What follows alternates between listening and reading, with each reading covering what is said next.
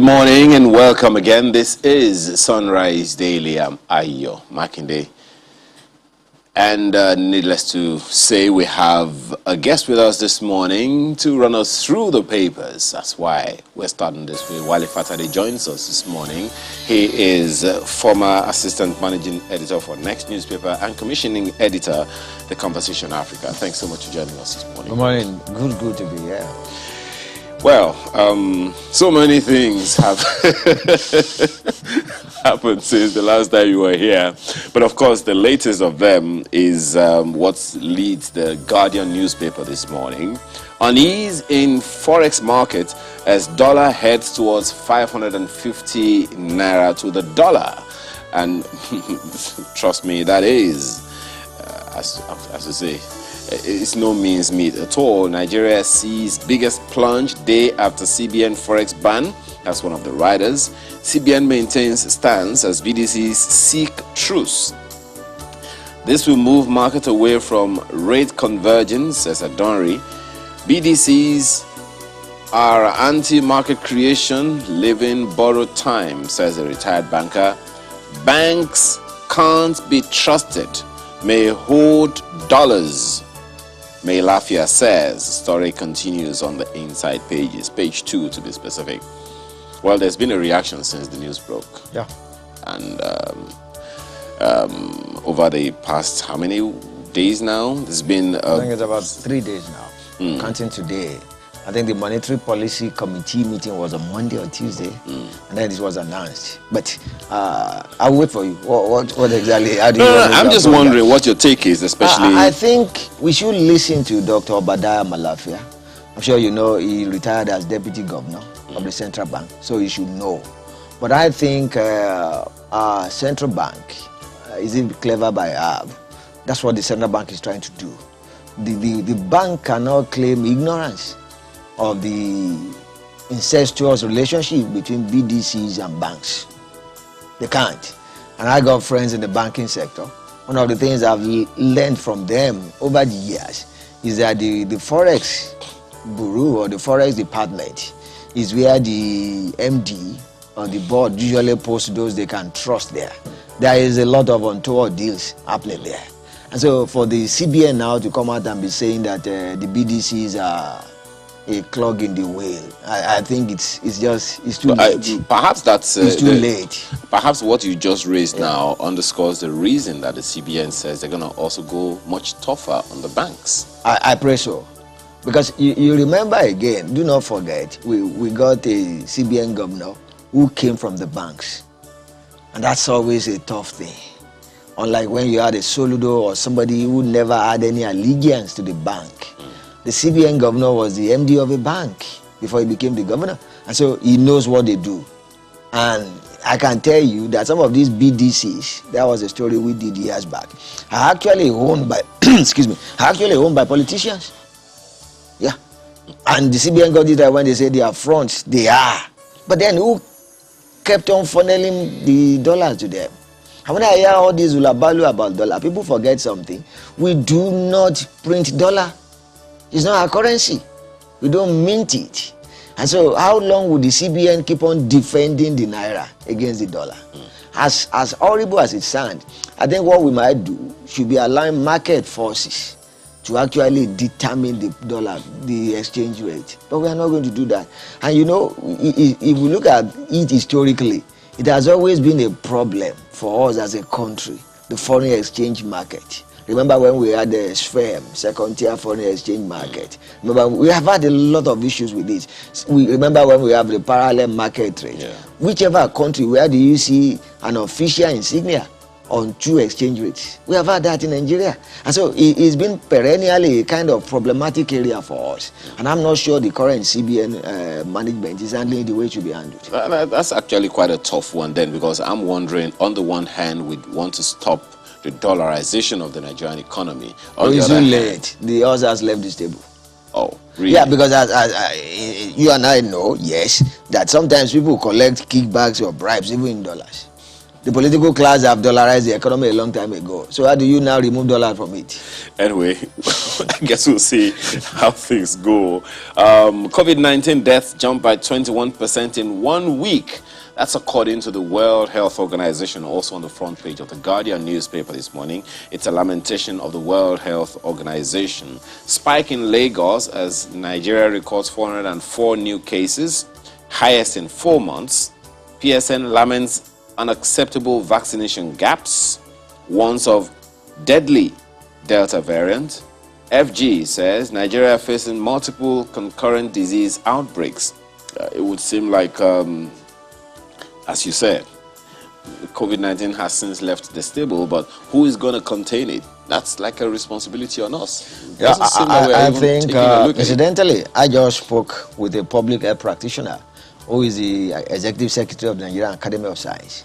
And the fact of the matter is, as a country, as a society, we are not, how do I put it? We are not prepared. We are ill-prepared to deal with the Delta variant. And it's already in Nigeria. I hope people know that. And so it's up to all of us to take extreme caution. The non-pharmaceutical intervention is what we should continue using. People should not let down their guards, because we've had people, Nigerians, coming in through our airports, bringing the the Delta variant, and it's extremely virulent. It's very, very dangerous and quite difficult to manage. And we have seen the end result in the number of cases that is on the increase. And then you look at our Lagos, of course, being the port of entry. So we need to be very careful.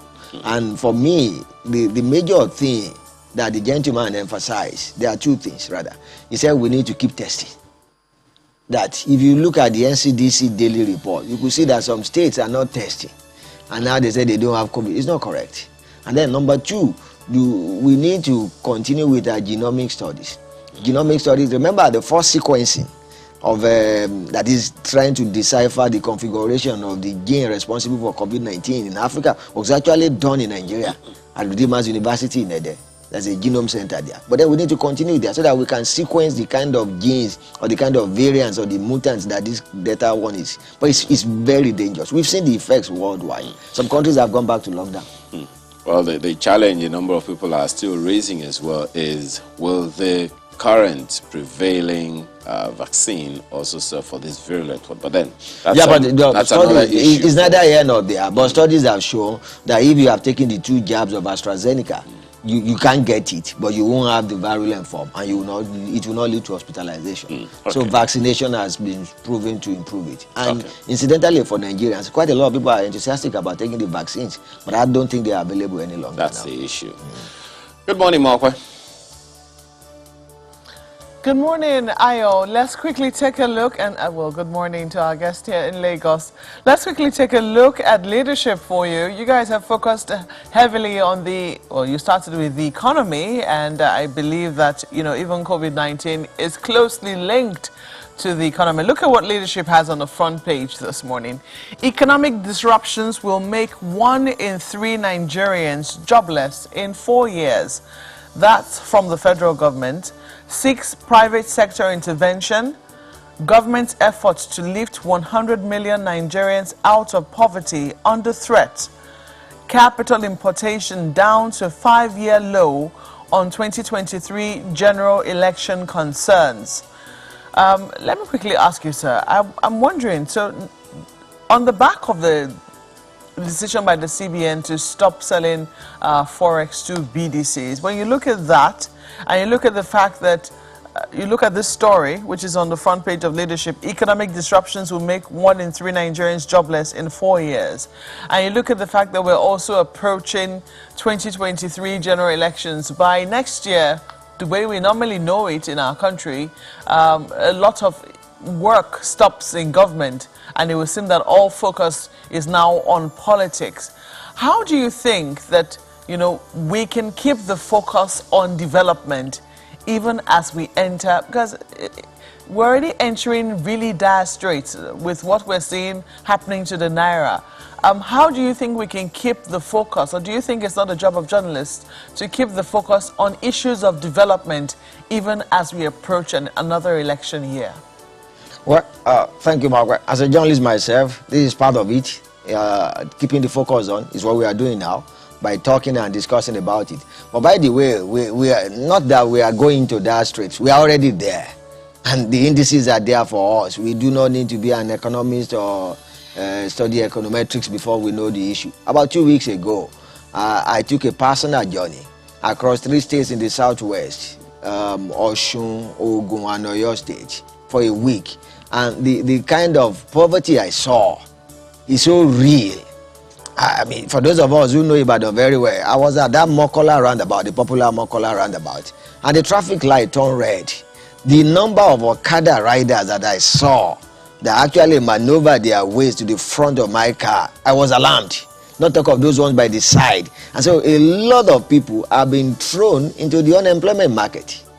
The job situation is scary. Remember, there was another World Bank report last year last week, speaking about the unemployment situation in Nigeria. And so when you can't create jobs, or when you don't create jobs, there will be poverty. That's all. How many people have been out of jobs? And then by the time you now had the COVID-19 pandemic issue to it, we are done for as a country. And that's where we are. And I think that scary headline from leadership, not their fault, but it's actually interesting that it's the federal government now that is admitting itself. And we need to engage the reverse gear. This government, when they came into power, campaigned on 3 planks. The first one was security, the second was employment, and there was the third one, fighting corruption. So how well has the government fared in creating jobs? And so it's up to the journalists now to hold the feet of the government to the fire, reminding them that things are tough, that things are difficult. And it is unfortunate that looking at the political horizon, we do not see any credible alternative speaking or saying anything. Parties in the past used to have directorate of research, directorate of organization. What exactly the opposing parties that are not in power now, what are they researching? They're not talking about credible alternatives. They are not providing alternatives. Manufacturer Association of Nigeria, on your station, other stations, they've shouted themselves worse about where we are. So we got to and I think you are being generous by saying that it's next year that we will stop governance. It has already stopped. The evidence is right there on our faces.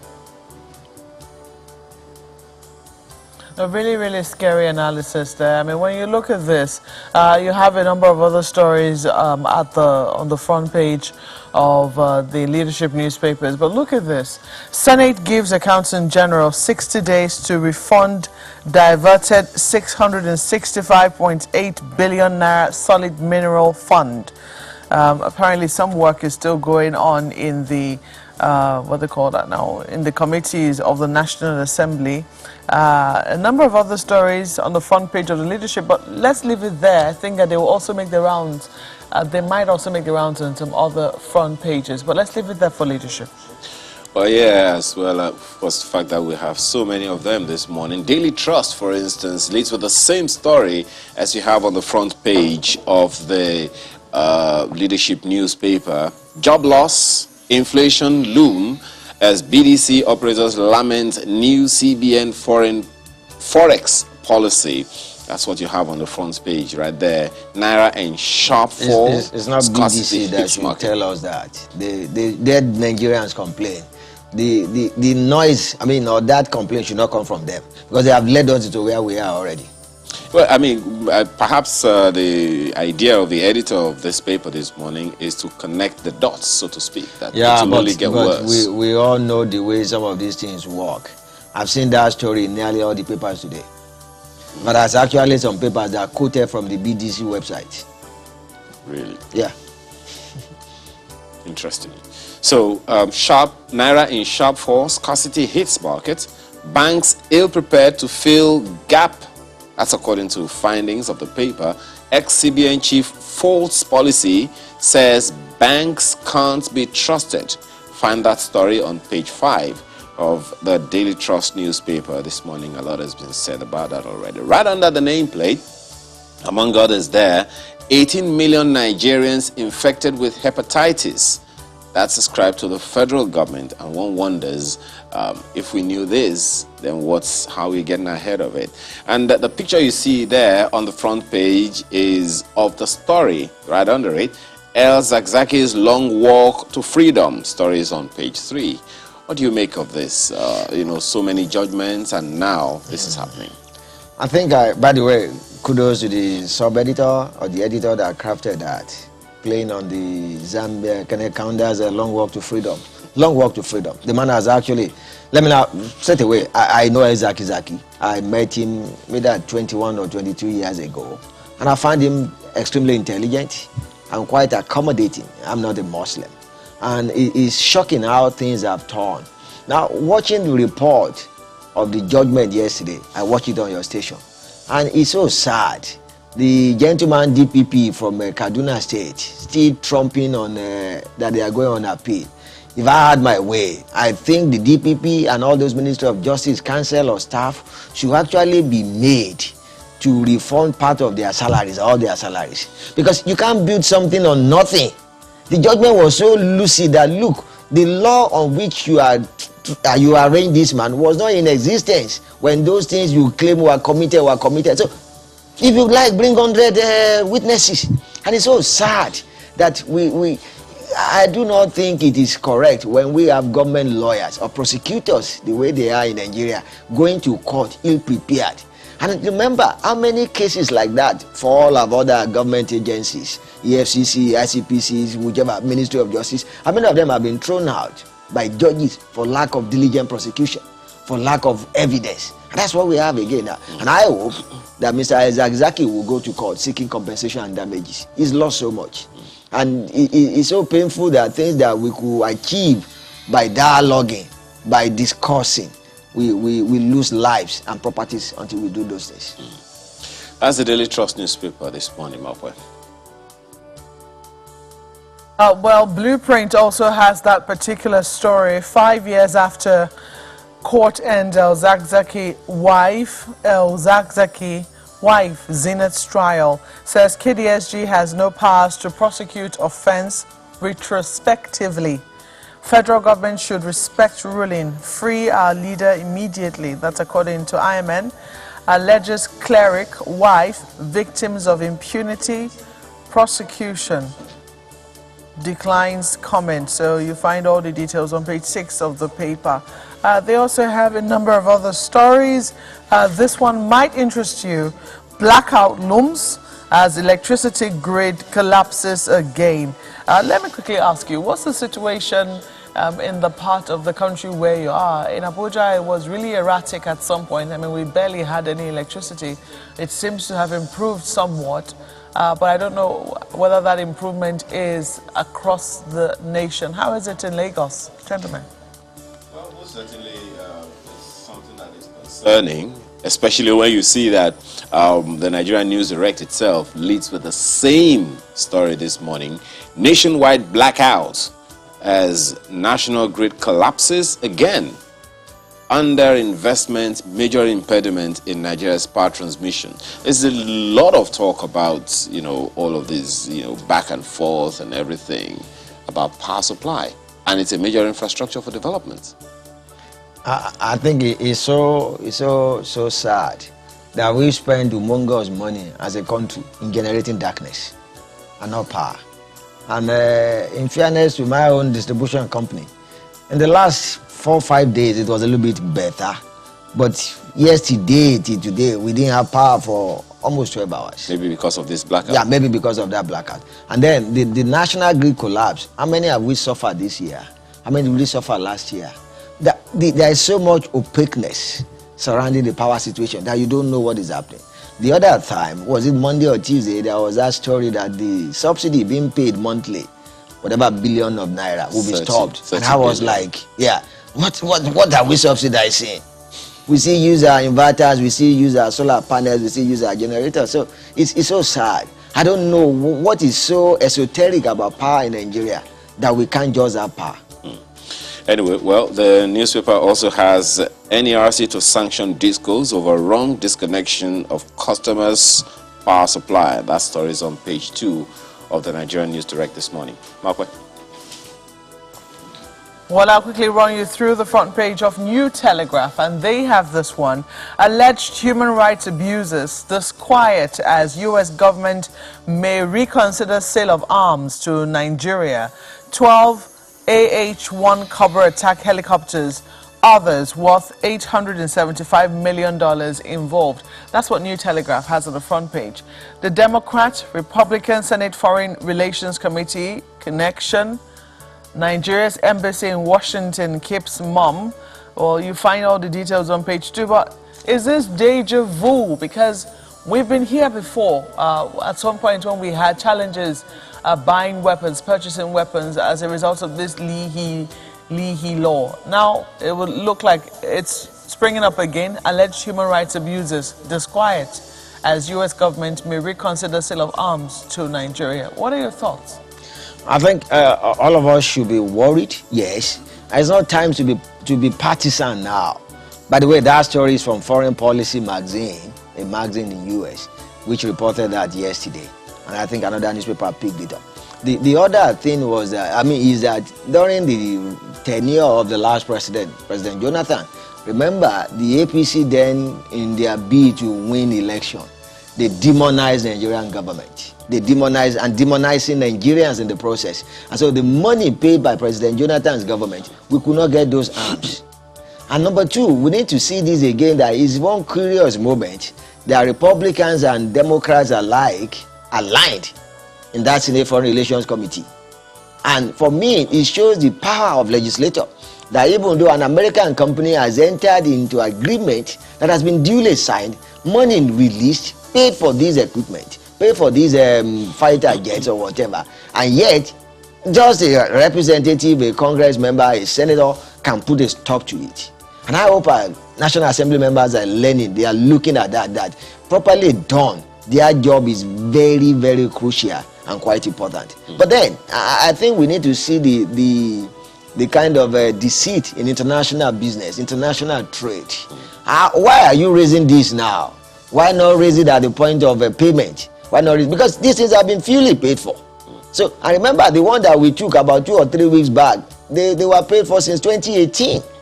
That's how many years now? 3 years. So if we are now not going to have this, and even though reports have not been independently verified, we can see that there is a kind of a greater spring in the steps of our military guys. Kudos to them. And so if we don't have these jets, it will not be nice at all. But we can see where we are. And most likely for this to be raised, I'm not sure we have enough lobbyists in Washington that can help our case. Well, you know, what you'll also find interesting is that on the front page of the Vanguard newspaper, the same story leads. U.S. lawmakers stop $875 million arms sale to Nigeria.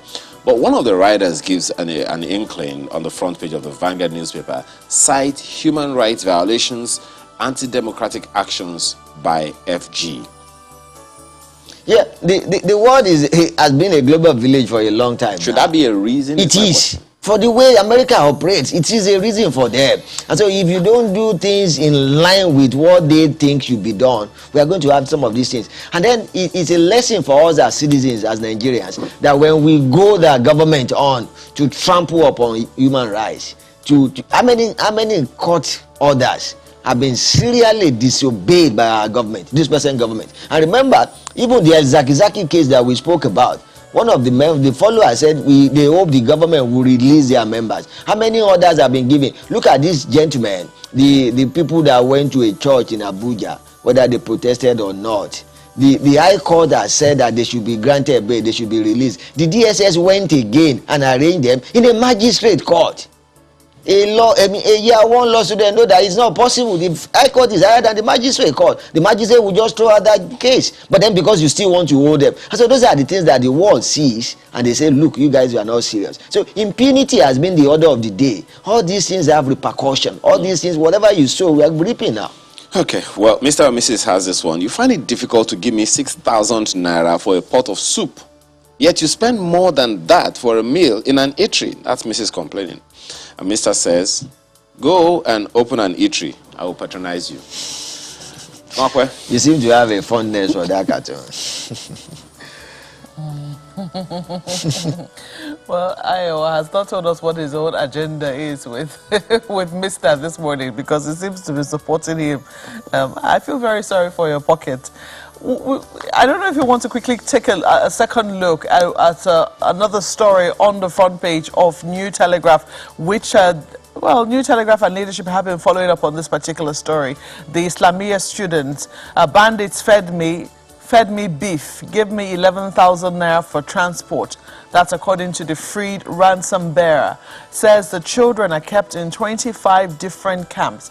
I'm still trying to wrap my head around. I don't know if you are finding it easy to wrap your head around the fact that children, these are primary school children, and some of them even as little as nursery school students, were kidnapped.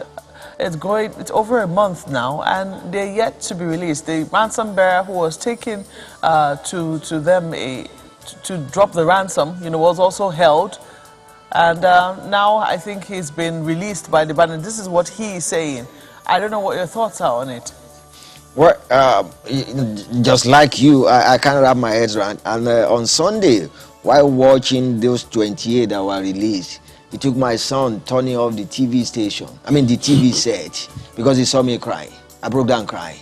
And it's so, perhaps because I'm a Baptist member, and I know what it takes. I got children who have gone through boarding school, and I couldn't cope. I started crying.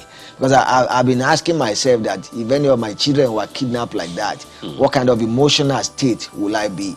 And I think it's a shame on all of us that people, by the way, it's more than a month. That of Tegina, I think that's the one you are talking of in Niger State. It should be over 8 weeks now. Well, it really we is. got kids, as in really kids under 10. What disturbs me of all and 25 camps. Don't we have satellite images again? We can track them. What disturbs me in all of this is not just the act, but the long-term effect, even when. After they are released. But we have to thank you for, very much this morning, Mr. Wale Fatade, managing commissioning editor of the Conversation Africa. Thank you so much for your time this morning. Well, we're back in a moment to take on the issues for the day. Do stay with us.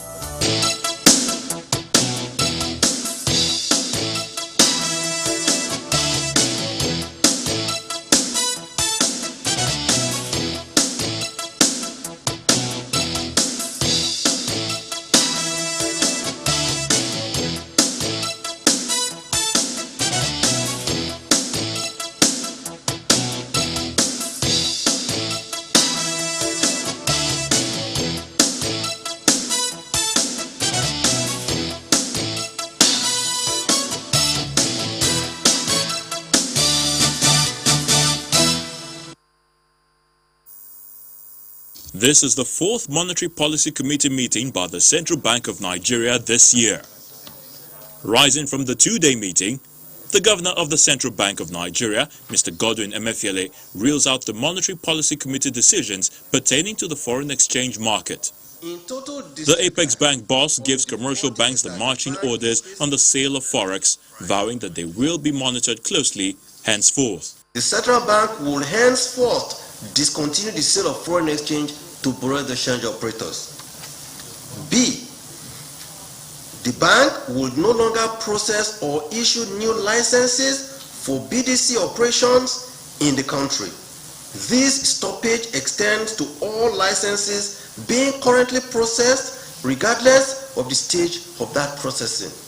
The public should note that once a customer provides the basic documentation to purchase foreign exchange, all banks must immediately, either on demand or within a stipulated time frame, sell foreign exchange to the customer.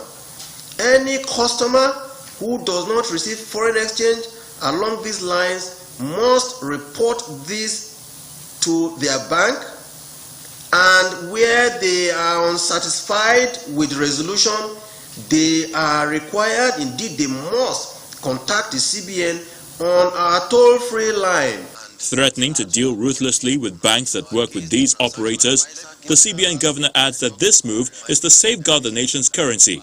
He also has some words for those he claims are collaborating with the bureau d'echange operators. We will deal ruthlessly with the Nigerian banks who have acted as collaborators with these illegal forex dealers. We will deal with them ruthlessly because they have allowed their banking and payment system infrastructure to be used to facilitate this illegal dealing in foreign exchange. As for those foreign organizations involved, we will report them to their regulators we will write to those organizations seeking their understanding, and that they must desist. If they seek to operate in Nigeria, they must go through the right channels through which they must procure either foreign exchange or procure naira for their domestic operations. The decision to stop forex sales to the BDCs, the central bank governor says, will stop the greedy attitudes of these operators who have left their purpose of being retailers and have become illegal dealers.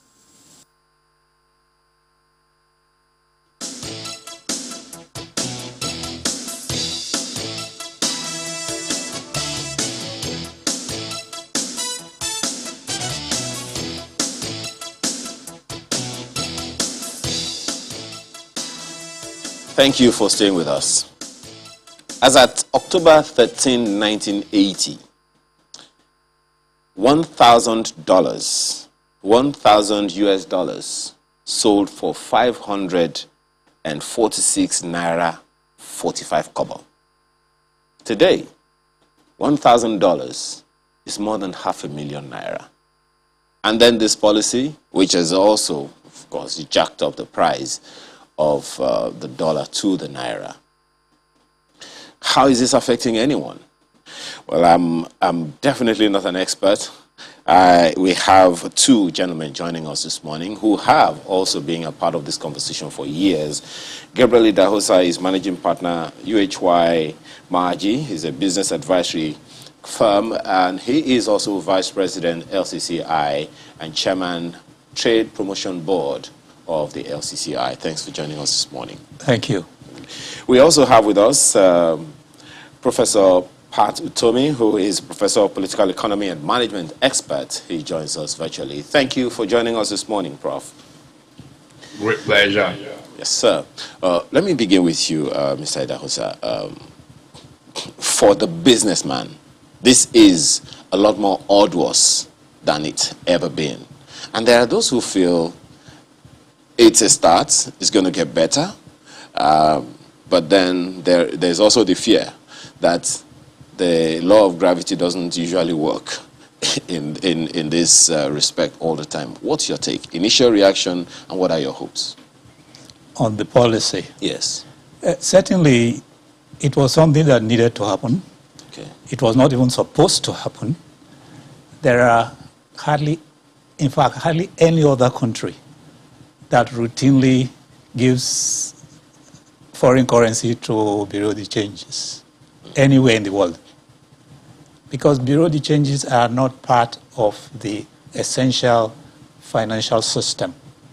They provide retail services at the end user point. For example, a tourist coming into Nigeria at the airport or the seaport. That is what bureau de changes are meant for. They are not supposed to be channels for regular supply for foreign currency in any country.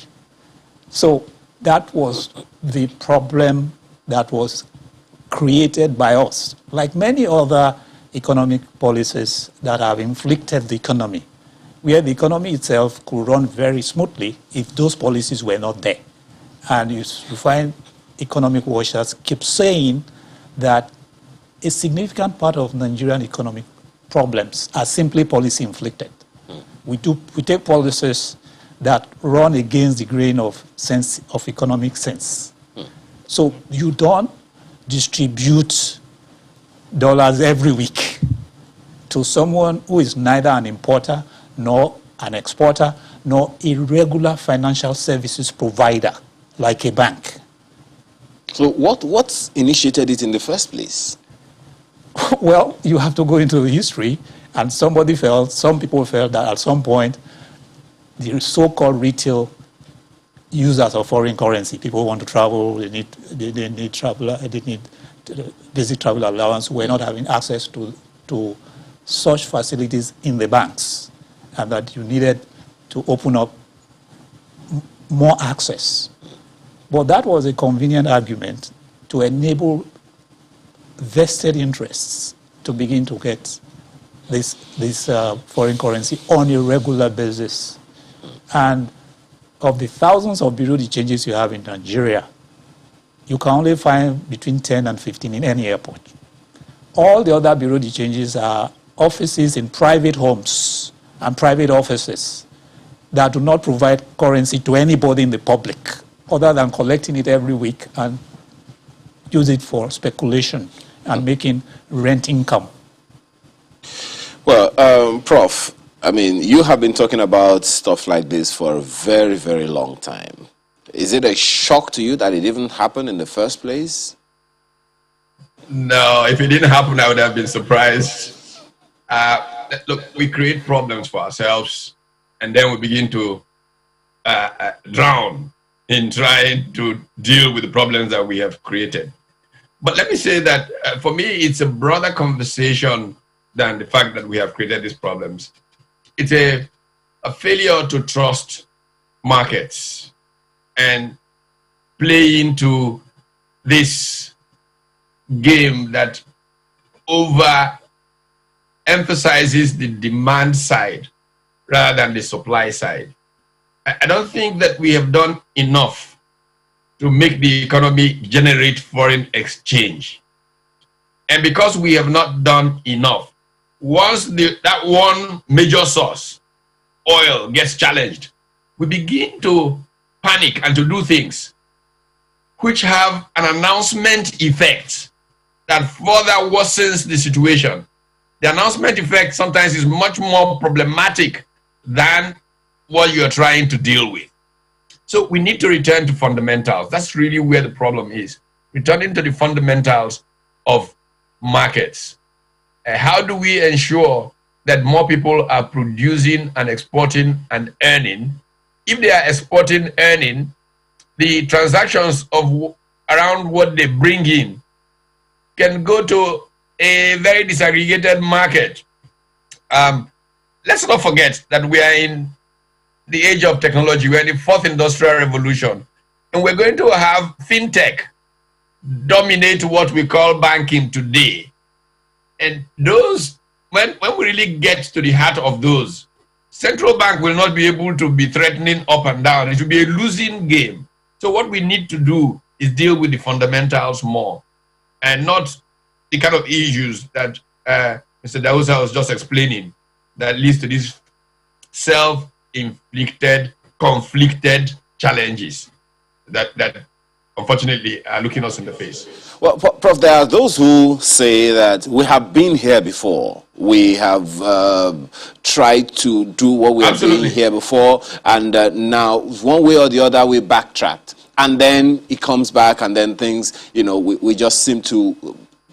So the question on my mind right now is, just what do we need to do to sustain this production challenge that you just raised? Because a lot of things that we do today, many things are imported, both consumables and infrastructure facilities, they are imported. And naturally, as you would expect, there's been a hike in the price of the dollar to the naira today. So if this is a good idea and it's already adversely affecting us this way, what are the hopes, especially for the businessman?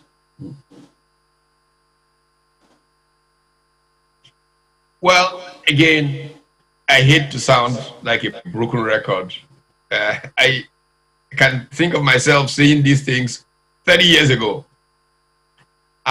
When we got into a structural logjam about 1980, 81, 82, it was that oil prices collapsed on us. The incentives were not enough to generate any foreign exchange. But I recall that as we began to move towards markets, we started with second-tier foreign exchange market and liberalized further.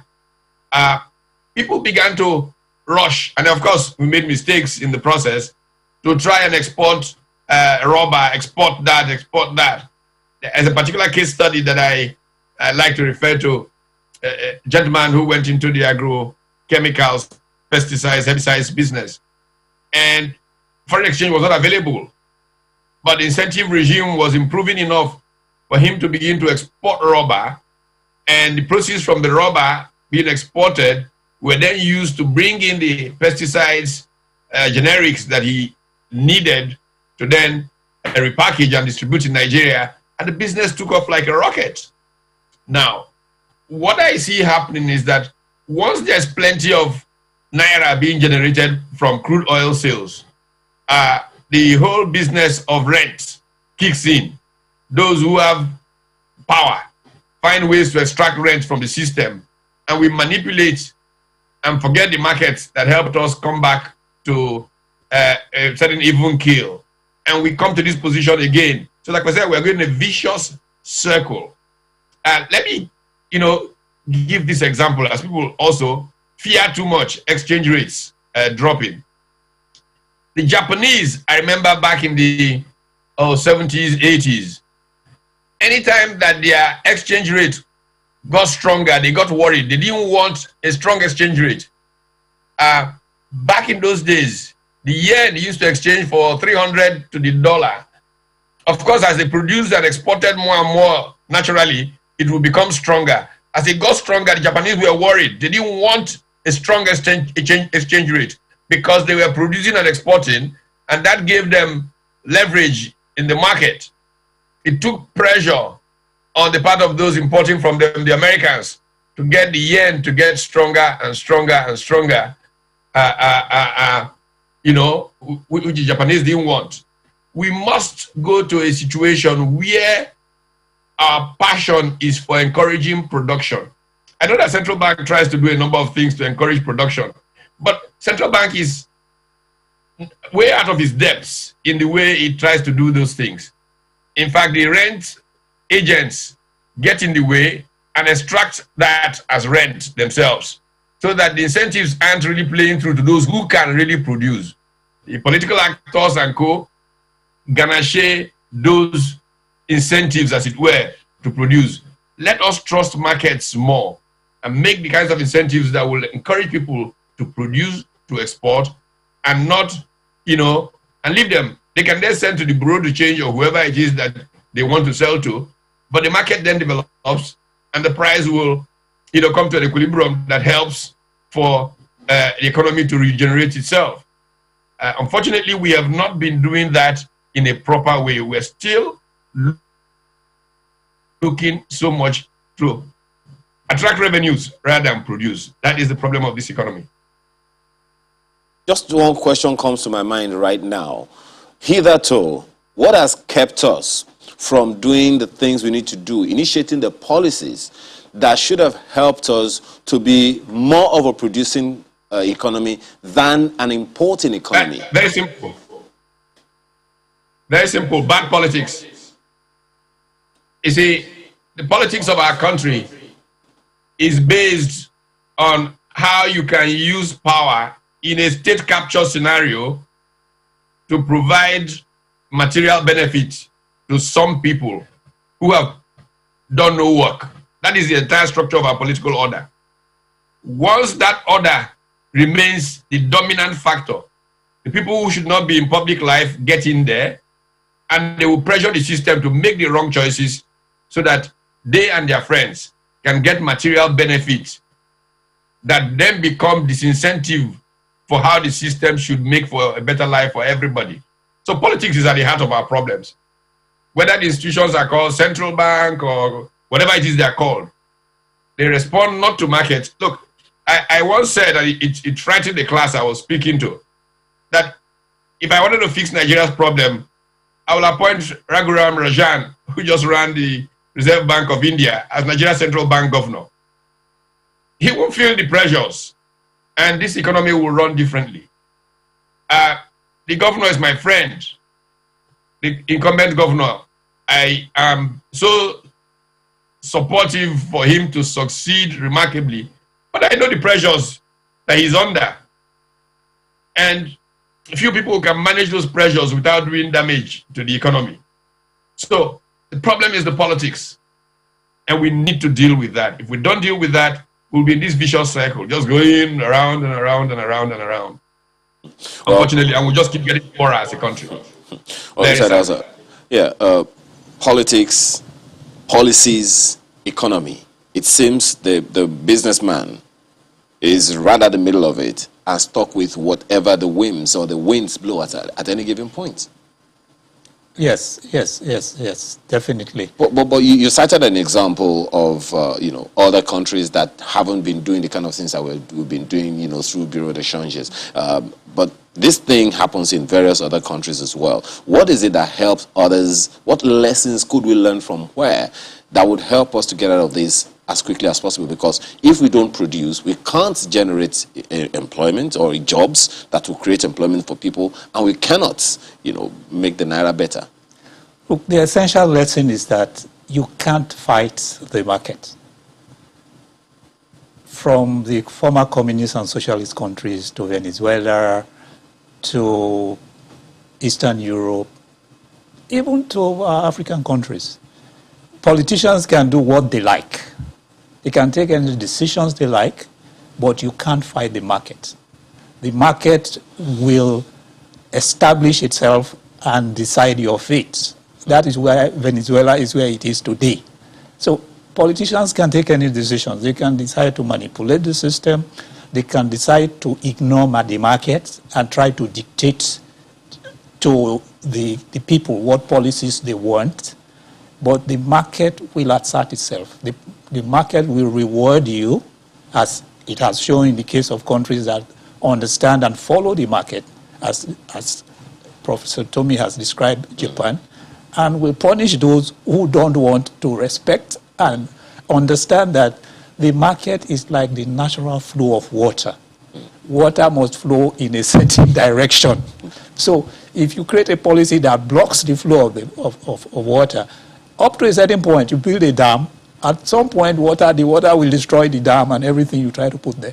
So the lesson is simple. Governments have to understand that the economy has its own rules. Any economy must conform to the market, or you build a structure that you struggle to maintain. And sooner or later, the market will override it. So the countries that have succeeded are those that have understood that. So you see China, when they understood the market and they understood that the socialist economic system was not going to grow the country, they decided they will still have the Chinese Communist Party, which is still there till tomorrow, but allow a free market. So China is a good example of sensible politics, where they say we will still keep a political system that we think makes sense, but we allow an economy that follows the market principles. And it has worked. Okay, well, so many questions I want to ask you, but let me take this to Markwe. She has questions for you, gentlemen. Markwe?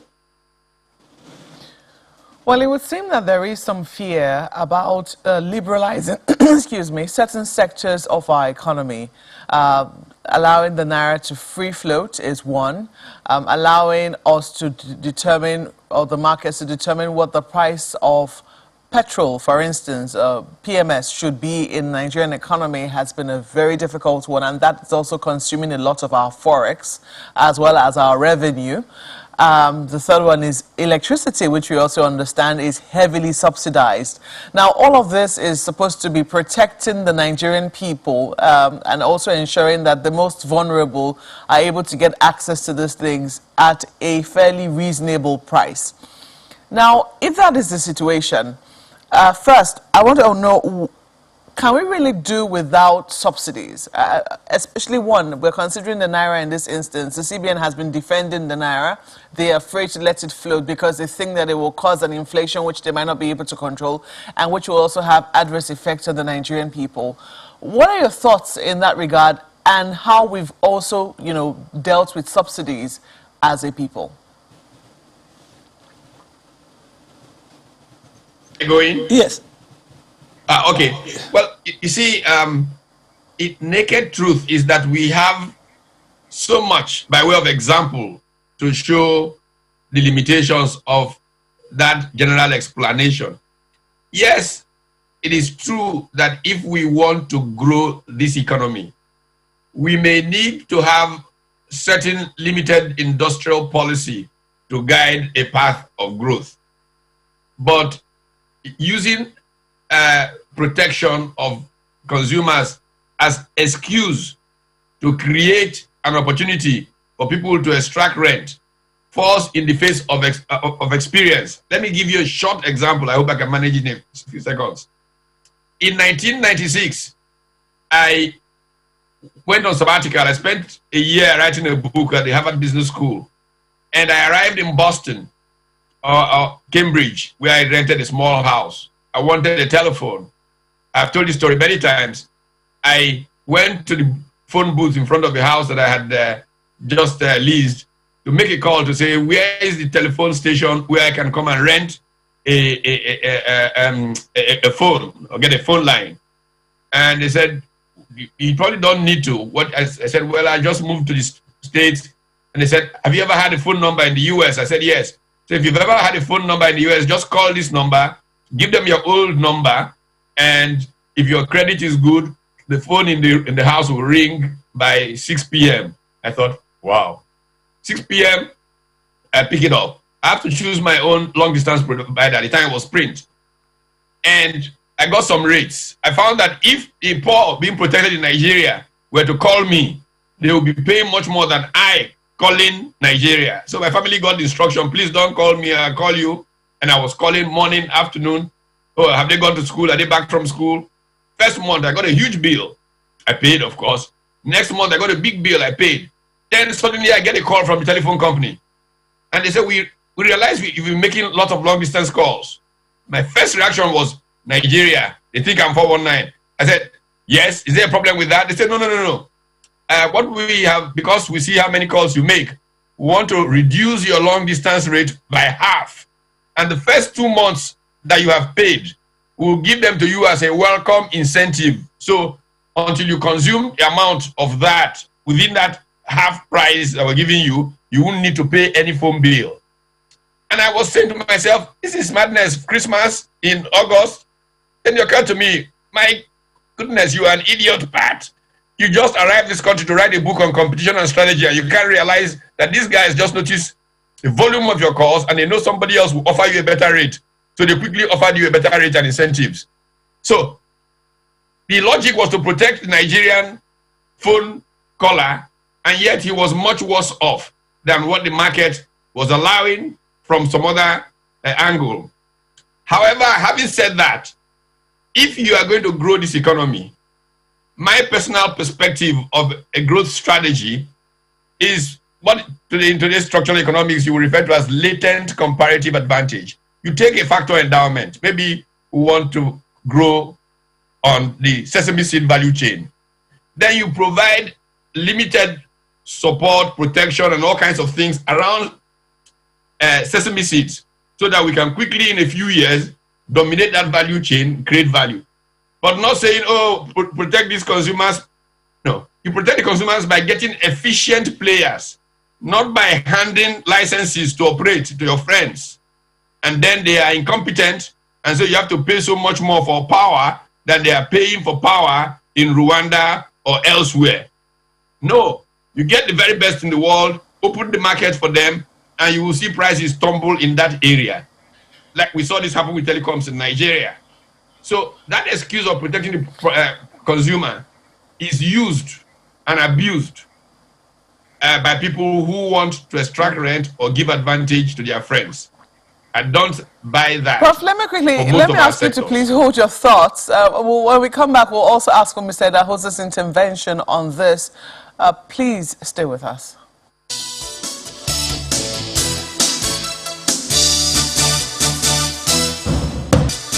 Mr. Dahosa, I'd like you to intervene on this conversation on subsidies and whether or not, we really can do without them, considering how fragile our economy is. Yes.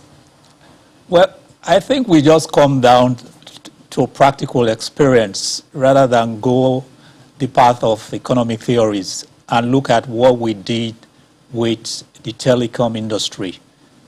Before year 2000, a mobile line was costing anything about 100,000, 200,000 to get a mobile line, the old 090.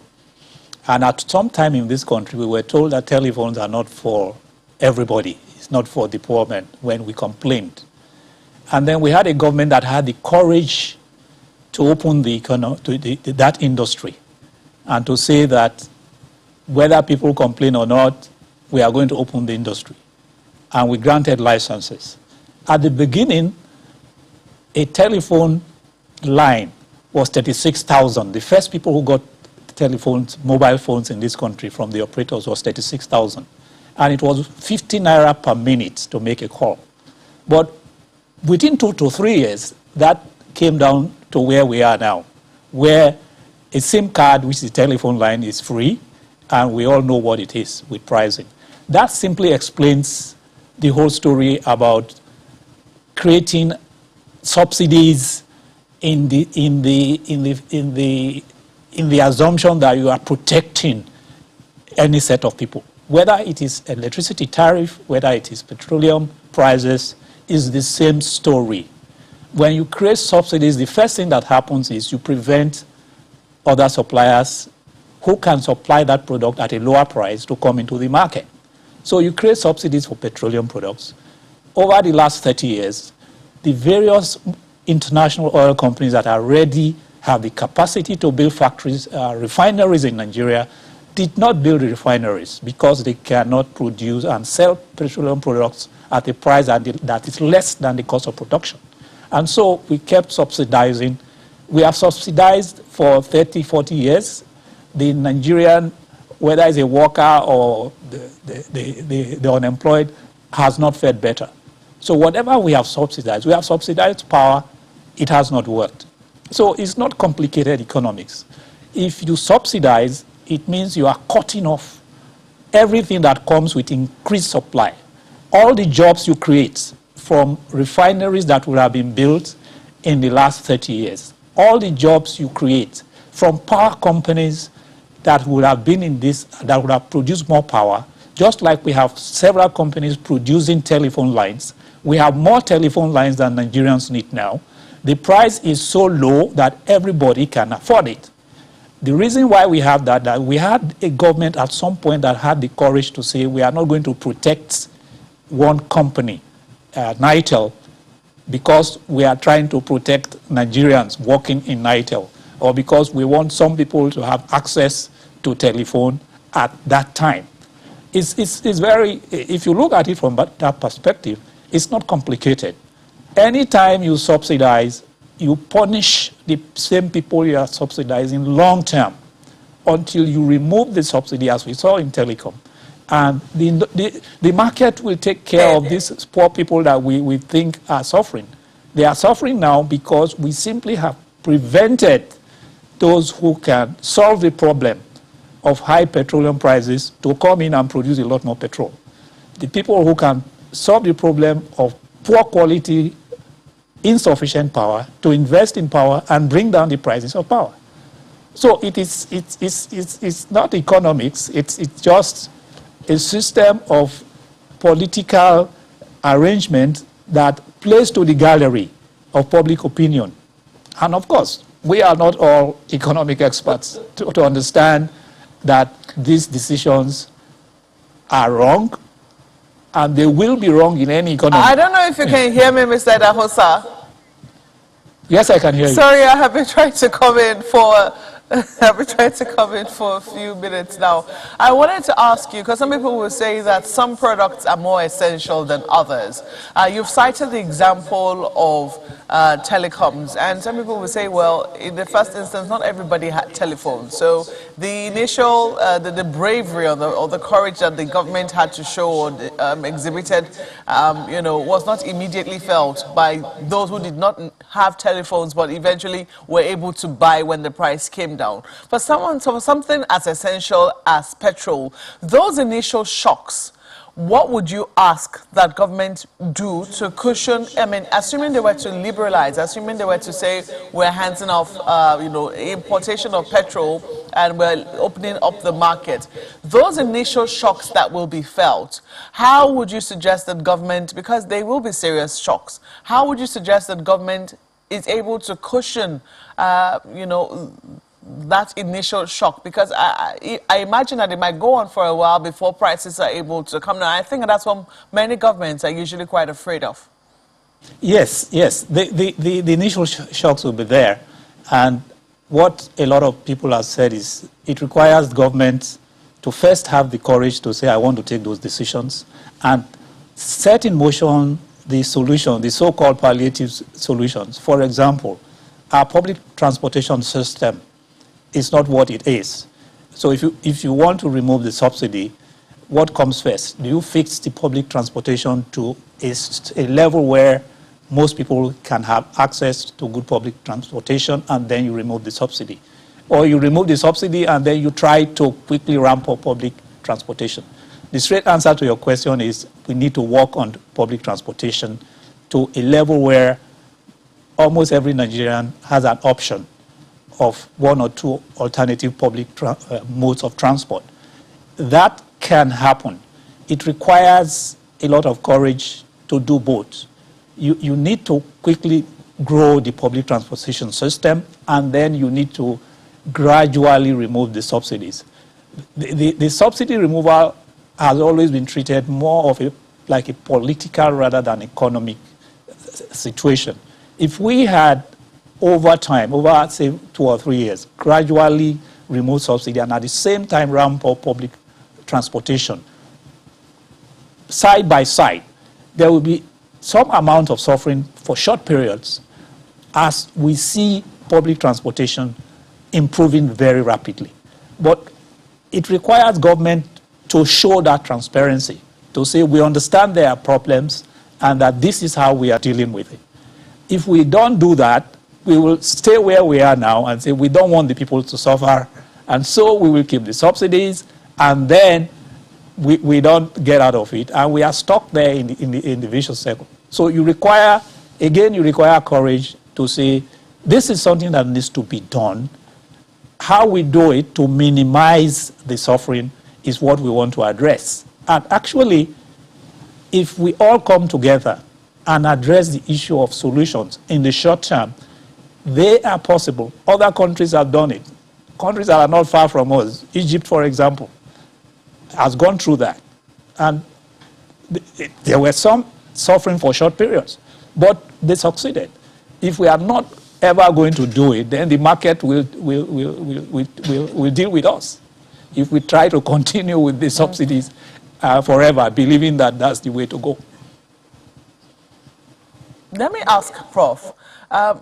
Prof, I'm wondering, there are those who also believe, I mean, some of this free flow to the naira, liberalize the markets. There's always a talk around, oh, these are IMF policies. They're meant to, constrict us. And, those kinds of talks have always, they prevailed for a long time. I mean, I'm sure way before I was born. I'm asking, from your own experience, do you really think that there is some truth in some of these conspiracies, that there could be external factors militating against, say, African states in terms of these influences they try to bring, asking us to open up and liberalize the economy, when we know, for instance, that in many developed countries, there is still some protectionism which still reigns supreme. Take, for instance, the US, where the food markets are still heavily protected. What are your thoughts on that? Yes. Well, there is a sufficient of writings on a grand conspiracy theory and all of that. I don't know whether they're there as pure conspiracy or they're not. But the IMF is not always right. We're not dealing with a perfect science in economics. They've made mistakes. I'll give you an example of the Asian financial crisis. I spent a bit of time in Southeast Asia during the Asian financial crisis of 1997-98. Mahathir Mohamad in Malaysia chose to say to hell with you, IMF, and traveled a track different than Indonesia and some of the others did. And Malaysia was the first to emerge from the financial crisis. And years later, the IMF would admit that Mahathir's thinking was superior to theirs. So we must not just be driven by what they think in Washington. The Washington Consensus, for example, which is what most of the structural adjustment programs run on, had limitations. It damaged fundamentally our education system, for example. So you need to be able to come to the plate, look at your conditions, and look at what's best for yourselves long-term without this political playing the political games for some people's benefits. So it is possible that we can go our track with the best interest of the people at heart, knowing that ultimately markets do more for the people than those. I give an example of what Mr. Dausa was talking about relative to incentives for public transportation. If you, for example, think ahead and say, we know that it is more cost effective to run on gas for buses or electricity or whatever, and the government provides an incentive for turning public transportation systems to gas and for a period subsidizes the gas that's running those tanks, then we run away from subsidizing middle-class people like myself who drive SUVs, because they're the ones consuming this petrol. And we can then get public transportation running more effectively, but it should be for a season. By then, we get enough people consuming gas to public transport. Then gas can become what runs every motor car. In fact, indeed, the best technology is suggesting that cars should be running on water. But we are far from that in terms of technology. But these are the kind of places we can apply incentives rather than a broad, we need to subsidize petrol, people need petrol. And you are subsidizing the man who has already extracted so much rent from the system and has 4 SUVs in his house, he's driving around without thinking about it. The average South African who has a car calculates how much fuel he spends to go to work every week, and his budget is clear. In Nigeria, we don't think about it. I can tell you honestly, I don't think about it, but I should. How much does that gas guzzler cost the system, cost the economy? These are the kinds of issues that we need to pay attention to, not using them as an excuse to punish the poor, which is what we really do in the name of subsidy. And I gave the telecom example of 96. We punished the people, and there were only 280,000 working telephone lines in the whole country, and we're subsidizing the poor. How many poor people were in that list? Back in those days, I had 2 or 3 telephone lines. So imagine how many Nigerians actually really had telephones and were ostensibly subsidizing those Nigerians, which was a fallacy. And it is getting away from those kinds of fallacies that we must really get into if we're going to make systems work for everybody rather than a select elite.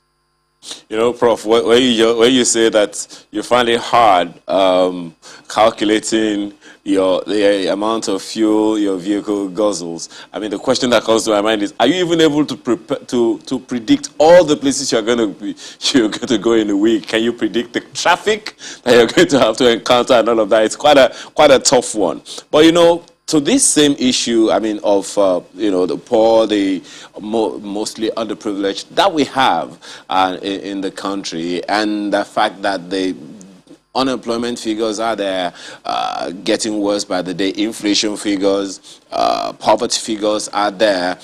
There is no doubt that this policy of government, which has already even begun to affect things, is already taking its toll. How effective or how much do you think this policy will affect us as a nation, affect the people that you're talking about in your last comment, before things get better, if they will?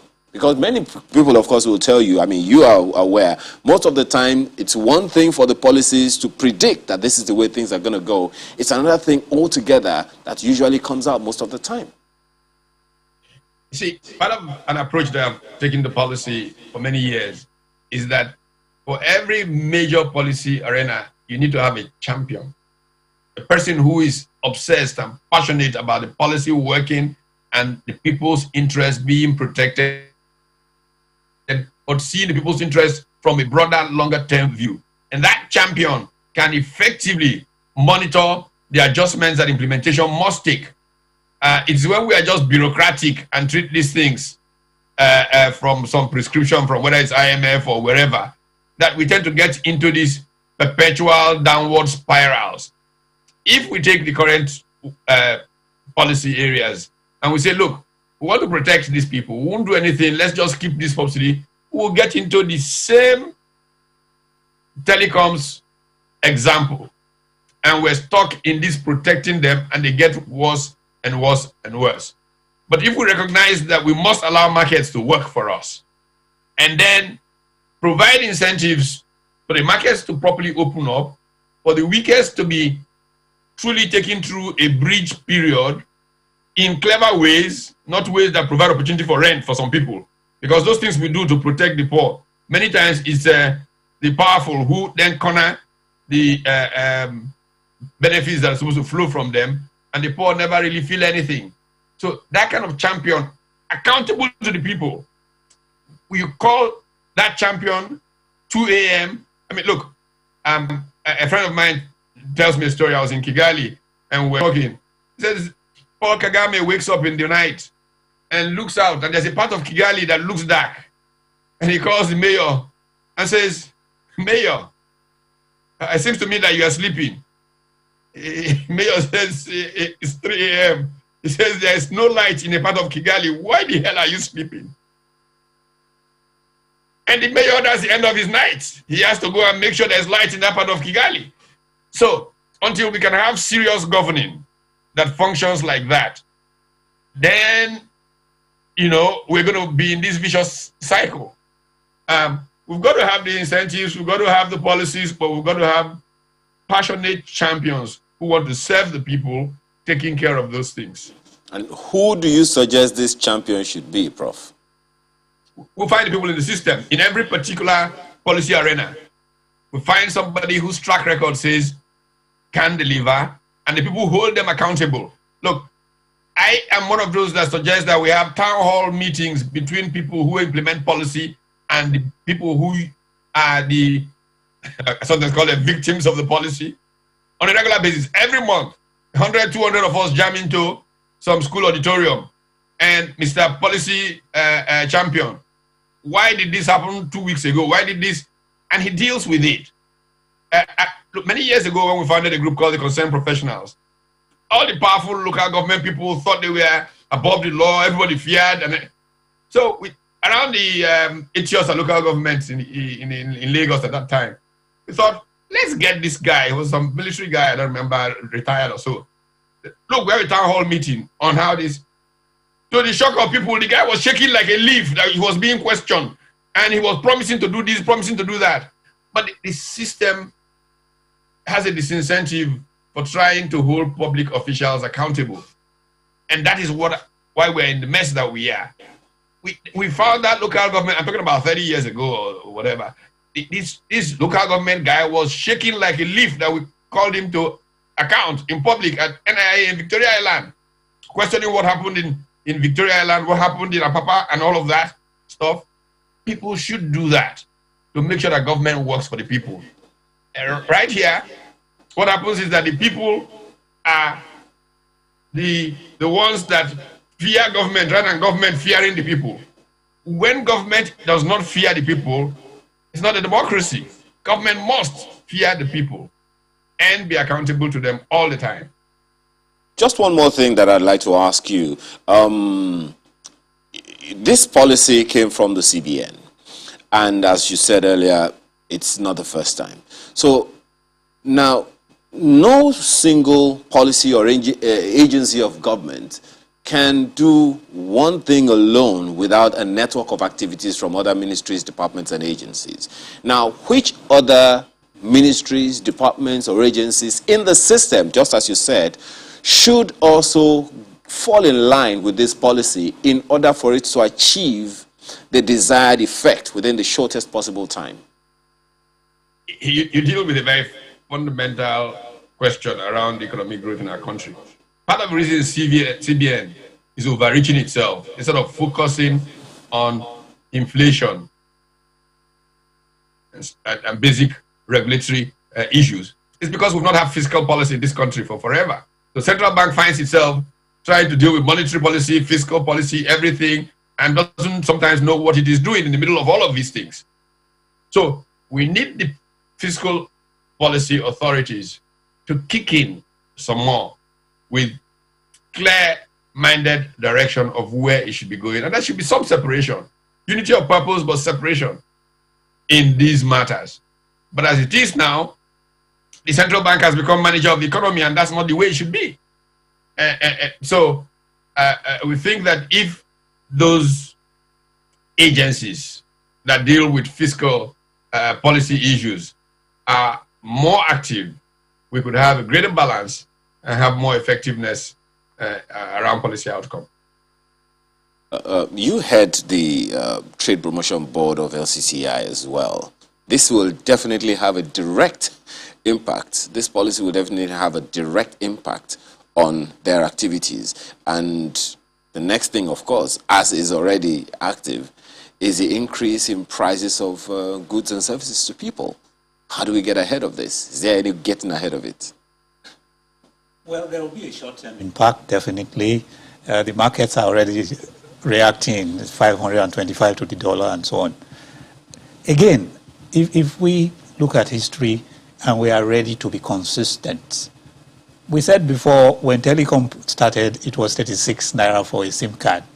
And everybody said 36,000, who can afford it? But over time, the initial reaction in the market now, just yesterday we had some initial consultation at the Chamber of Commerce. Our financial services group is looking at it. We are coming out with a position on this matter. But essentially, there will be an initial reaction. The prices will spike a bit because all the vested interests will want to shake the market and try to force government or CBN to think that, oh, we can't sustain this, let's go back. But once that initial reaction is over, the exchange rate will begin to find itself, provided the central bank retains the policy and enables the banks. Because it has been said, as Professor Itomi has emphasized, it's more of a supply situation than a demand situation. If there is regular supply of dollars in the banks have about 12,000 branches in this country, from the top 5 banks that have about 500 branches per bank to all the other 17 banks that have an average of 200 branches per bank. There are about 12,000 branches of banks in this country. But it's the same banks that Mr. Dr. Badaya Melafia, a former CBN deputy governor, said that can't be trusted. Yes, because that's the issue of discipline and enforcement. In any system, if you don't enforce a system, the system collapses. So if you provide the currency in all these 12,000 branches, or even half of them, and the CBN enforces the rule that there should be a counter where you can walk in if you have genuine need for foreign currency to travel, to pay school fees, to pay your medical bills, to pay your insurance. You submit the paper, you get it. What happened with telecom? It was enforced. There was discipline. Talking about champions, the head of NCC at that time, Mr. Ndukwe, ensured that the system worked. And so the first 1 or 2 years, there will be hardship. In the case of this foreign currency, maybe the next few months, there will be. But once we begin, you and I know that we can walk into a bank. I want to travel. I need $4,000. I can get it. And I don't need to go to the Malams. Once it works, you will see the price of the dollar moderating. Because the vast majority of the people responsible for the increase in price of the dollar are pure speculators. Well, you know, Mr. Idausa, the only thing I can say is let's just wait and see. Because, I mean, there's so much, you know, distrust in the system now that people are just wondering, okay, who knows what's going to happen tomorrow, just as you said, if we are consistent. But for now, we have to thank you very much. Gabriel Idausa is managing partner, UHY Margie. It's a business advisory firm. He's also vice president and chairman of Trade Promotion Board of LCCI. We've also had with us Professor Pat Utomi, who is a professor of political economy, and he is a management expert. Gentlemen, thank you so much for for your time and thoughts this morning. Thank you. We'll take a short break now for something slightly related, but completely different. Do stay with us.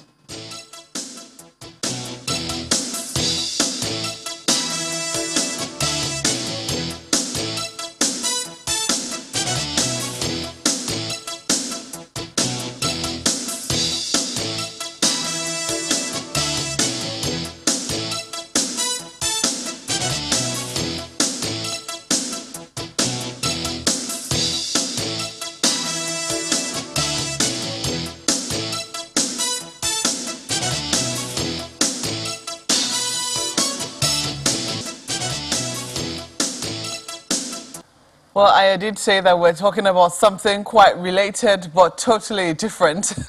Well, related in the fact in the area where you've heard subsidy already being mentioned there in the electricity sector. We did hear that about 30 billion naira being used to subsidize the electricity sector will soon be withdrawn by the federal government.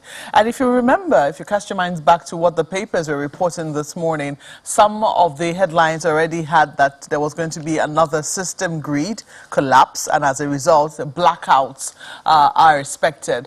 What needs to be done in the electricity sector to get it up and running at a level that delivers service, at least service that a lot of Nigerians are satisfied with to the populace? Joining us this morning to talk about it is Mr. Ayodele Oni, who's an energy lawyer. You're welcome to Sunrise Daily this morning, sir. Thank you very much for having me. Well, I'm sure that you must have seen the dailies this morning. I don't know if you saw any of them. I hope that you have. A lot of them talking about how our system is about to collapse again, or maybe has already collapsed, and as such, we're expecting another blackout. And then you also saw the headline about 30 billion naira in subsidies about to be withdrawn. I don't know which one of them has given you the biggest headache. Do you think that the move by the federal government to withdraw subsidies from the electricity sector is a wise move? Will it really lead to more efficiency in that sector? It depends on how you look at it. Ultimately, subsidy shouldn't be forever. It's something that should be in place for a period of time. As long as you've got efficiency in the market, as long as every player does play its role efficiently.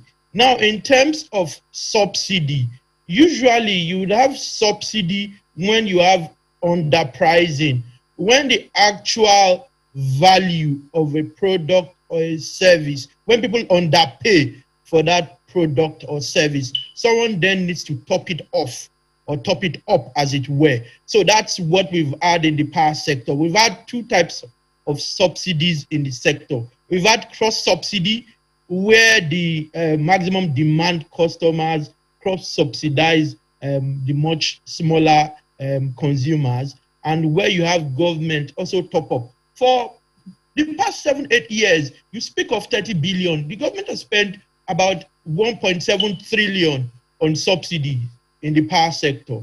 So at some point, it would be difficult to continue to afford that. Rather, those sums should be used to ensure efficiency, to support metering, similar to what government is doing around the national mass metering program. That seems to be making some progress, unlike what we had with the CAPME and the meter asset providers regime. So I think it wouldn't stay forever. It's a situation where people see electricity as a social service, where you pay almost nothing for that service. And it shouldn't be. Everywhere else in the world where we all want to go to on holiday or want to live, they pay for electricity, and you pay commercially for electricity. You just need to be efficient in your use of electricity. Find cheaper means, rather than use incandescent lamps, use fluorescent lamps, use LEDs. That's the way people reduce electricity use. That's it. Subsidy is not sustainable. So for you support this move on the part of government to withdraw the support that they have long given. I know that you've tried to, enumerate the numerous ways that the subsidies have come in, and I know that a number of consumers will be saying, which subsidy? We are paying, humongous amounts of monies on electricity supply, at least electricity that we get, and you did mention some customers who are currently subsidizing some other consumers. But if you look at what is happening at the upstream sector, the gas end of the generators, they say that, it would seem that they have benefited the most from this subsidy regime. And I know that they usually do not like the word benefits, but it would seem that that's where a lot of government subsidies have gone to. I don't know what your thoughts are. How do you think that is going to affect that particular sector? Because they have been complaining for some time that they rarely get remittances from the downstream sector. That's the distributors now, who are supposed to mop up these monies and pay the generators. So what do you think will happen at that end? Okay, it's interesting to mention this point first.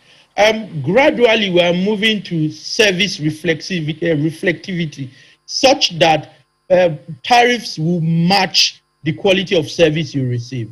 Now, for government, as the policy is to have bands, and that's what currently operates, such that you have different bands of consumers. For those consumers who receive good quality service, there's up to 20 hours and there's up to 16 hours, they actually pay what is much more cost reflective than everyone else. So the intention is to gradually ensure that everyone falls within those two bands, particularly bands A and B. Now, the idea behind electricity tariffs is such that inputs such as gas get paid for also. Gas is supposed to be a pass-through.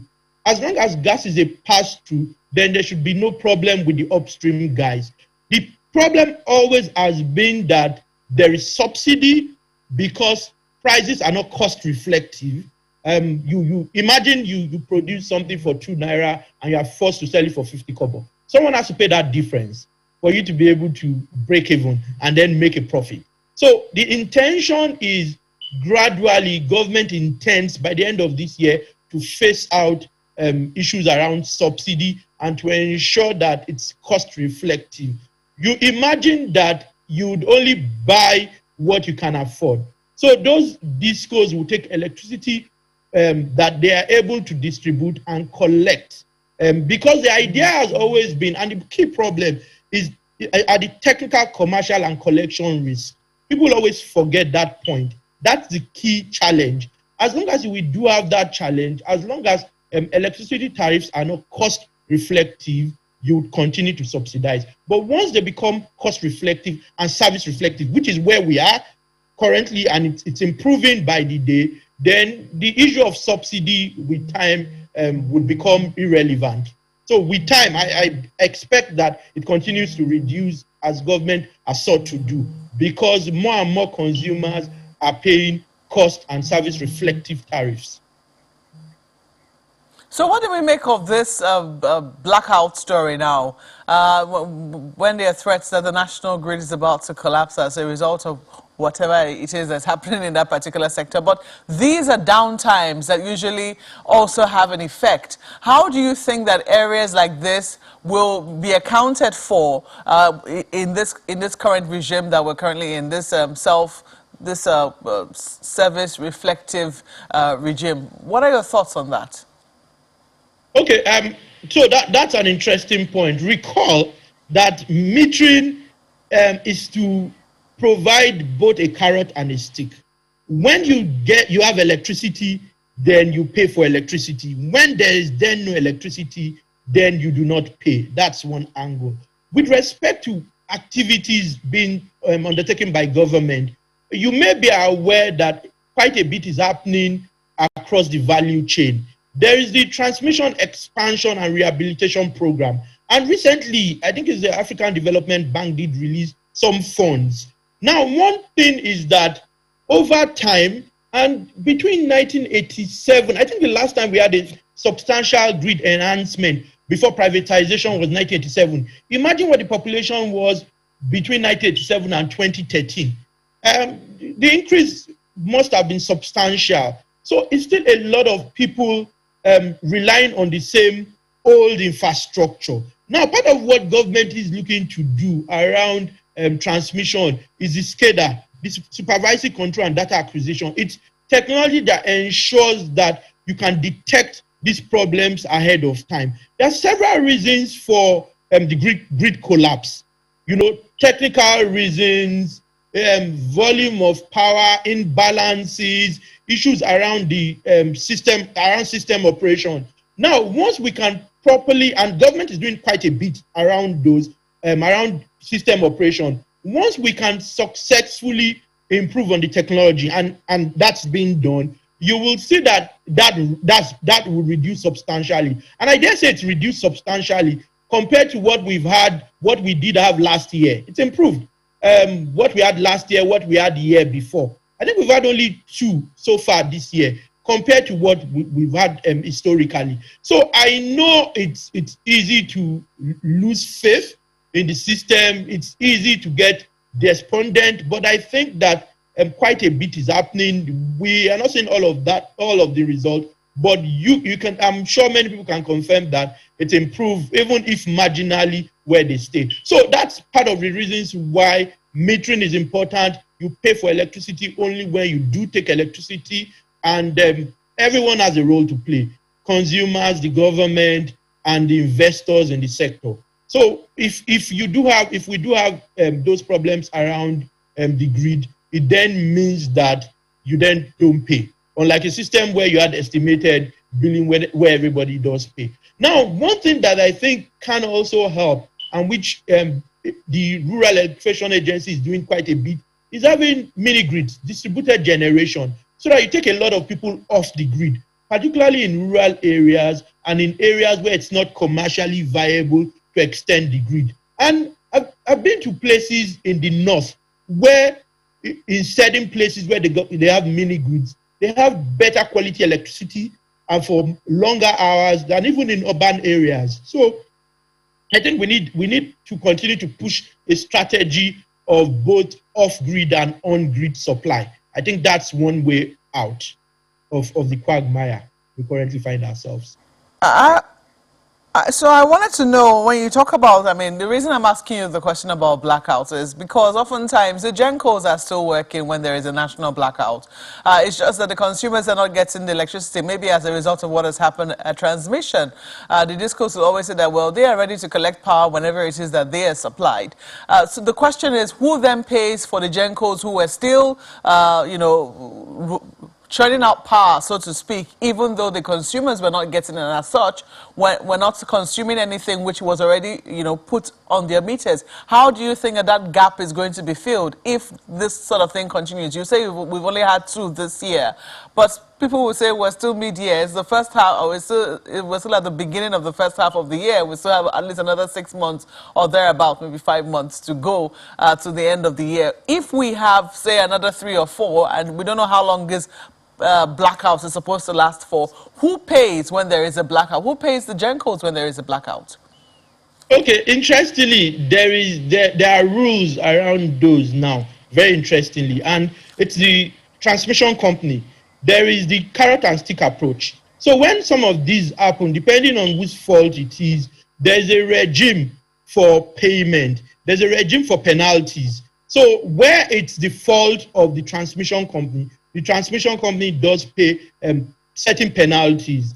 And in other circumstances where you've got distribution companies refusing to accept electricity, then to accept load, then it's the distribution company that pays. So in this instance, it generally will be the transmission company. But the point I was trying to make around issues with the grid is that a lot is currently being done to ensure that incidence reduces drastically.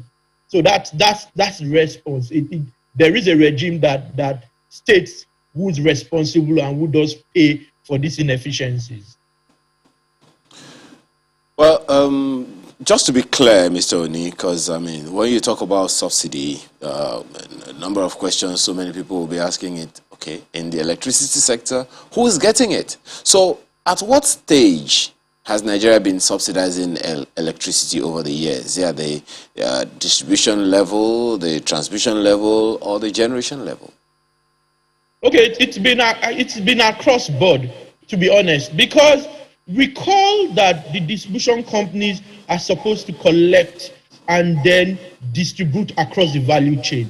So the electricity the distribution companies collect from you and I, collect from factories, then pay the transmission company, which provides wheeling services, pays the generation company, the market, of course, working with the market operator. So it's across the value chain. Once you subsidize the distribution companies, you are indirectly subsidizing everybody else who is a market participant, because there is then the settlement. So it's across the value chain, even up to gas, because you do need, I mean, much of our generation is gas fired. So if you will subsidize the distribution companies, you will inextricably be also subsidizing gas supply. It's across the value chain. So one of the challenges, one of the things that one of the challenges that has been, mentioned several times in the electricity sector has been that the weakest link in the entire value chain so far has been the discos, and the challenge has been that of being able to collect enough revenue to be able to feed the gencos, or rather pay for what they receive from the generating companies. So that's on the one hand. On the other hand is the fact that the gencos are there to make money. And there is that complaint from Nigerians that how can Nigeria be exporting electricity when we do not have enough? Meanwhile, the gencos will tell you that the discos have to request before they can generate. There's a lot of things that so many people don't understand in all of this. And then this blackout, people always have issues with it. So I'm just wondering, it would seem like we do not have a concurrence between the gencos, the trancos, and the discos about just how much power needs to be generated per time. What we need is clear, but what we are able to generate, transmit, and distribute, that's another thing altogether. Exactly what do we need to do? What's been missing over the years? How come we do not have all over the nation giving electricity as and when? It is definitely affecting productivity, you would agree? Yeah. Okay. It's Hydra-headed. And I'll take it a bit historical. When you speak to the discos not accepting power, I'd say 3 factors. 1, the tariffs. 2, the equipment. And 3, the consumers. This is what plays out. A generation company wants to supply you electricity at a particular feeder point, but you understand that the consumers in that area do not like to pay. Or even before you get to the consumers, your infrastructure is poor, you can't accept all of that power. That's one problem. Where you can't even accept it, you realize that the consumers are unlikely to pay. But you have loans you need to service. You have obligations you need to meet. Then you estimate billing. You go to an area where people are likely to pay. You divide that money by the amount you want to make, by the number of consumers in that area, and you have crazy invoices. That's what happens. It's Hydra-headed. It's not one aspect of the value chain. That's why you also hear issues around stranded capacity. Because when you generate, recall that it's not usually generation then distribution. You generate, there's transmission before you reach the distribution end. If there's a problem, and for every system, for every chain or value chain, you're only as strong as your weakest link. Once there's a problem across or within any of those segments, it would affect the cross-section. So if you have issues with transmission, then you'd have stranded capacity. A lot of generation, I always say generation isn't our problem. It isn't our problem because if consumers can pay, if the transmission company can will sufficient power, and the distribution company have good infrastructure, and you and I are willing to pay, then the generation companies will be able to generate more than sufficient power. So that's what the problem is. At some point, it was cost reflectivity that was a problem. you had issues with consumers not wanting to pay, and then you had poor equipment. Now, you would say, if you recall the privatization, the basis for privatization, privatizing the discos was how they were going to reduce the aggregate technical, commercial, and collection risks, losses. That's the basis, not necessarily what they were going to pay for those assets. Now, so promises were made, and some of those promises were not kept. Also because, one, they would argue that government didn't keep some of its promises around enhancing the grid.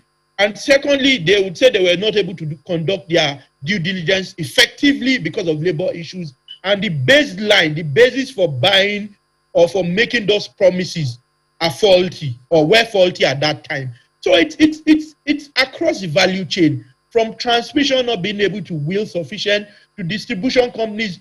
Maybe when some of those were bought, they were even over leveraged, such that you've borrowed so much to be able to buy an asset, and you need to spend much more to put it in the right shape, and you don't have that money. That's why, unlike what we've had before, and that's where I see improvement with what this current administration is doing.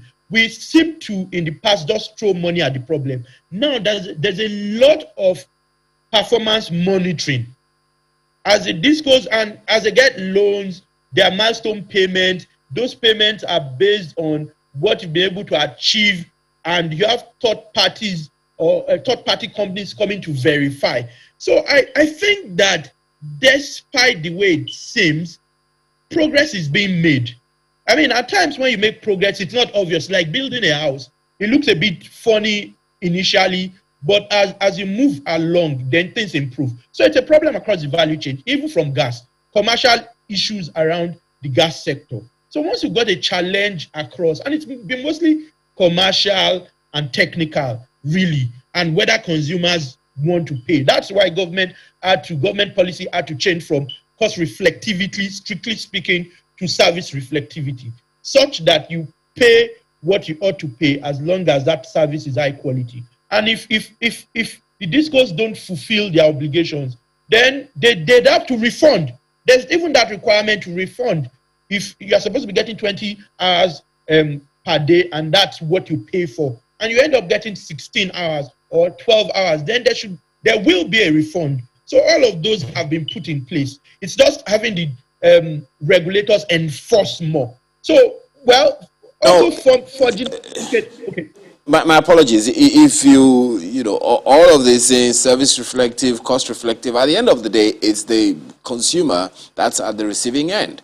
You keep saying that, you know, sometimes the consumer does not want to pay, but then there is that instruction, or I don't know what else to call it, that the president said every home should be metered as quickly as possible.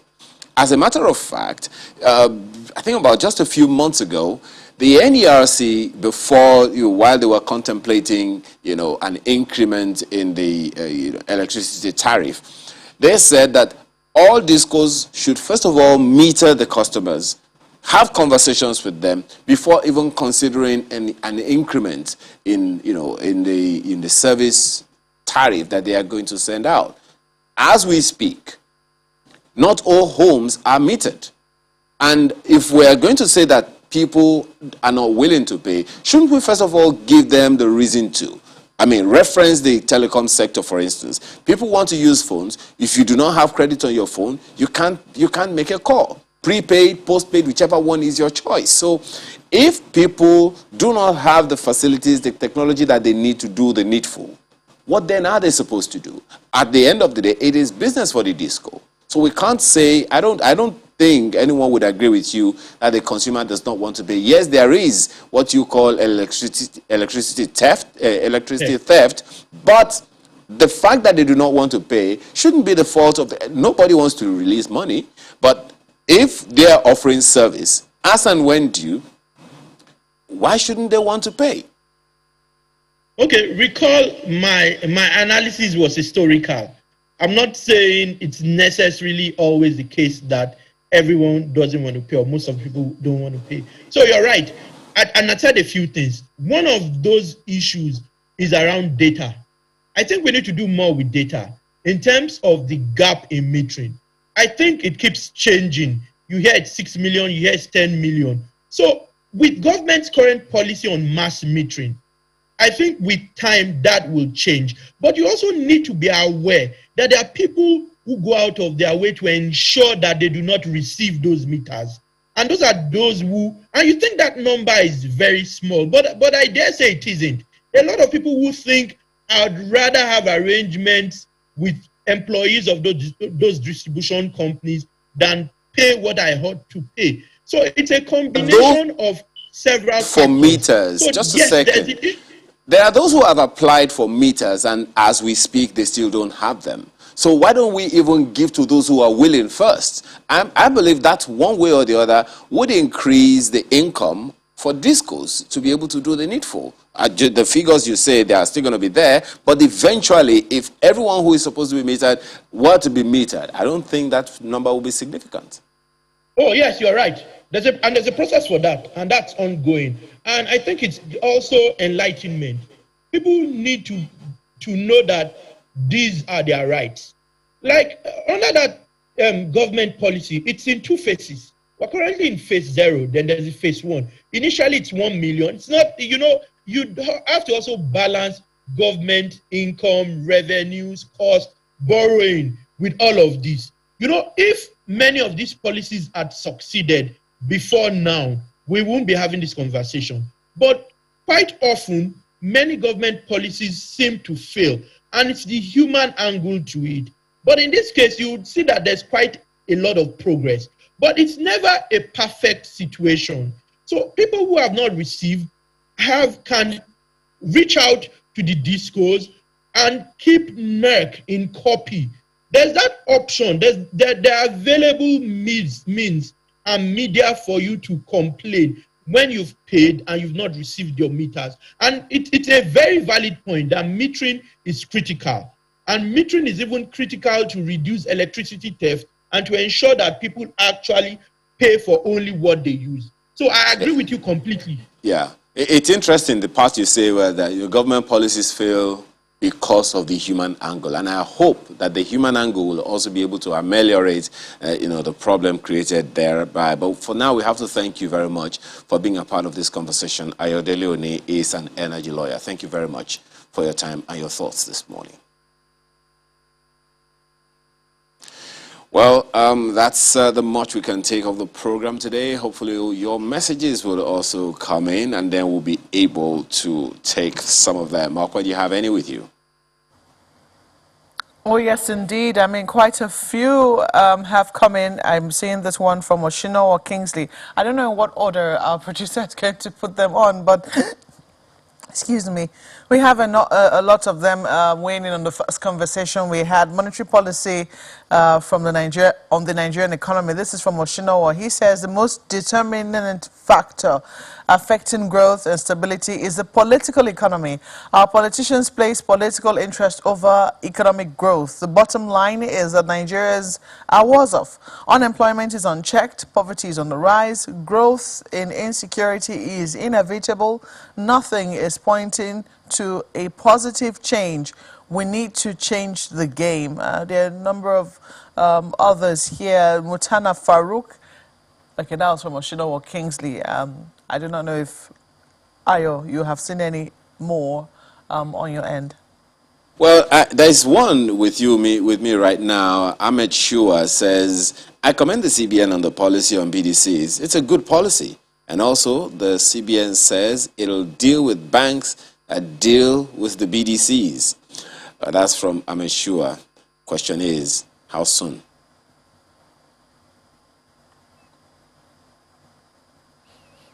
And Mutana Farouk, I just saw that one being posted earlier.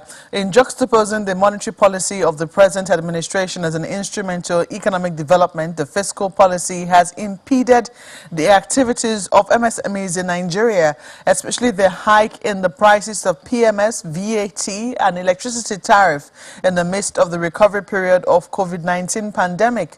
The cost of doing business in Nigeria is not encouraging. Well, that's from Mutana Farouk. Philip Sadini on the same issue says, our leaders and the political parties are yet to understand the difference between politics and governance. Our elected leaders are occupied with political matters throughout their terms in office. Ordinary Nigerians are not allowed to speak. They will assert people are playing politics and cover it up without anything to show for it. And Olagunjo Oladele, we see your mail. We also see from Joe Mario Giovanni, David Alao, and a number of Dr. Bernard, Adini Augo, and a number of others. We have to thank you so much. We're totally out of time. So sorry about not being able to take the mails. But we appreciate your writing in, and we do hope that you keep the mail coming in. Thank you for being a part of our conversation this morning. I'm Maokwe Ogunyusu. And I'm Ayo Makide. Have a wonderful rest of your day.